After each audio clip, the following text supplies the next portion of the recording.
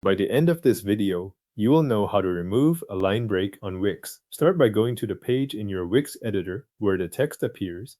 Find the text element that contains the unwanted line break, then click directly on that text box to select it. This matters because Wix can have several separate text elements on the same page, and you want to make sure you are editing the correct one before making any changes. Once the text element is selected, click Edit Text. This opens the text so you can place your cursor inside it. Move the cursor to the exact spot where the line break appears.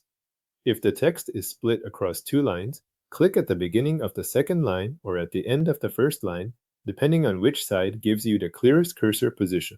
The goal here is to target the break itself, not to highlight the whole text box unless you plan to retype that section. With the cursor in place, press Backspace or Delete to remove the line break. As soon as the break is removed, the text should join onto a single line. If the line break was manually inserted, this action usually fixes it right away. Take a quick look at the text after pressing the key once, because pressing it multiple times can remove extra spaces or letters that you may want to keep. If the text still drops onto another line after the break is removed, the issue is likely the width of the text box rather than the text itself. Click and drag the left or right edge of the text box to make it wider. As you widen the box, watch the text reflow and stop when the full line fits the way you want it to appear. Keep the adjustment focused on the width so the layout on the page stays as close as possible to the original design. If widening the text box still does not give the text enough room, you can adjust the font size slightly from the top toolbar.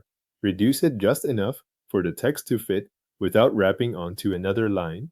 A small change is usually enough, and keeping the adjustment slight helps preserve the look of the rest of the page. When the text appears the way you want in the editor, click Preview to check how it displays on the live page view.